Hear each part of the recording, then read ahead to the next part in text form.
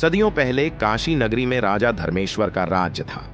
उनका राजमहल गंगा के किनारे स्थित था और दूर दूर तक अपनी भव्यता के लिए प्रसिद्ध था। परंतु इस महल में एक ऐसा रहस्य छुपा था जिसके बारे में बहुत कम लोग जानते थे। महल के गर्भगृह में एक तांबे के संदूक में कालवाणी नामक प्राचीन ग्रंथ रखा था। लोक कथा थी कि यह ग्रंथ भविष्यवाणी करता है, लेकिन जो भी इसे लालच या स्वार्थवश खोलेगा उसका अंत अत्यंत भयानक होगा। इसलिए इसे पीढ़ी दर पीढ़ी महल में छुपाकर रखा गया था। एक रात अचानक राजमहल में भीषण आग लग गई। लोग घबराकर बाहर भागे, पर राजा को आग की लपटों में भी एक अजीब सी गंध आई, मानो घी या लकड़ी नहीं बल्कि किसी तांत्रिक यज्ञ की धुआं हो। राजा समझ गए कि यह साधारण दुर्घटना नहीं है। उन्होंने तुरंत अपने गुप्तचर भेजे। कुछ ही समय में पता चला कि आग लगते ही संदूक भी गायब हो गया है। यह साफ था कि कोई अंदर का ही व्यक्ति इस चोरी में शामिल है। राजा ने साधु का भेष धरा और गंगा घाट की ओर निकल पड़े।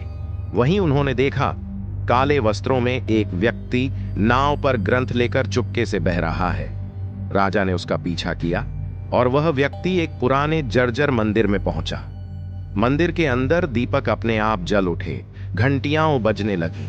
उस व्यक्ति ने संदूक खोला और तभी राजा ने तलवार निकालकर उसे रोक लिया। धीरे धीरे उसने अपना मुखौटा हटाया और राजा दंग रह गए।